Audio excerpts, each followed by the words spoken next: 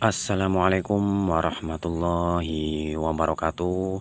Oke, teman-teman, kali ini saya mau update lagi tanaman semangka saya yang sudah memasuki masa pembuahan atau pembentukan dari segi ukuran buah, atau bisa juga disebut masa generatif ya, teman-teman.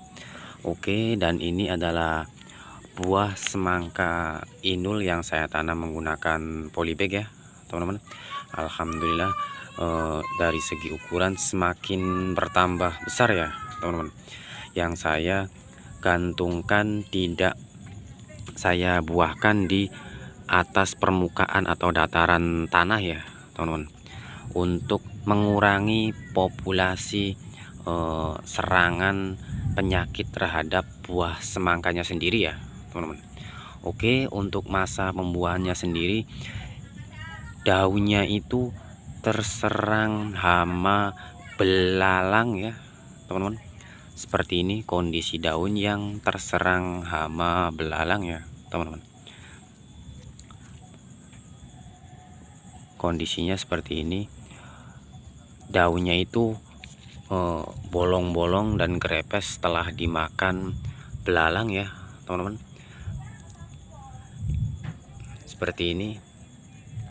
Oke, karena musim penghujan ini penyakit atau rentansi penyakitnya itu sangat tinggi ya, teman-teman.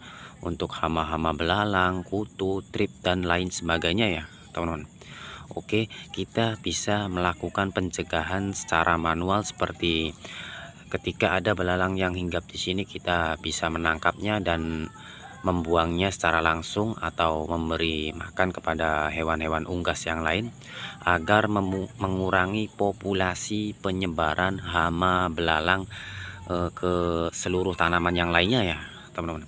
Dan untuk cara yang kedua, kita bisa melakukan penyepraian bahan aktif insektisida secara rutin ya, teman-teman, agar kondisi tanaman kita itu tetap terjaga dan subur, sehat, normal kembali ya, teman-teman. Karena kalau kita biarkan seperti ini, lama kelamaan daun itu mengering dan menguning ya, seperti ini, menyisakan bagian serat-serat daunnya saja ya, teman-teman. Dan untuk daunnya yang dimakan seperti ini, bolong-bolong hasilnya. Oke, dan menghambat terhadap fotosintesis yang terdapat dari sinar matahari ya, teman-teman.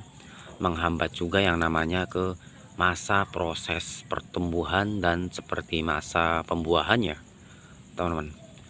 Oke, dan untuk mengurangi cara yang ketiga, mengurangi hama-hama yang ketiga itu, kita bisa membersihkan area-area di lingkungan sekitar media tanam kita ya, seperti gulma-gulma atau rumput-rumput liar seperti ini. Kita bersihkan agar tidak terlalu nampak hijau ya, teman-teman. Karena serangga itu ketika ada tanaman yang tumbuh atau subur itu, mereka mencari makanan atau hinggap kepada daun-daun yang seperti ini ya, teman-teman. Oke, dan membawakan gerombolan atau hama-hama yang lainnya ya, teman-teman, untuk hinggap semua ke tanaman yang subur seperti ini. Oke, tetapi alhamdulillah hanya beberapa daun saja yang terserang hama belalang ya, teman-teman. Di daun ke bawah ya, teman-teman, yang artinya di daun yang terdekat pada media tanam ya, teman-teman.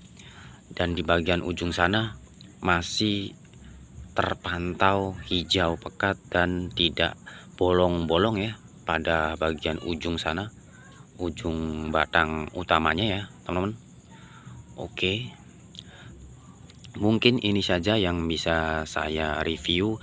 Kita akan review lagi dan kita akan mencoba menanam semangka lebih banyak ya, teman-teman.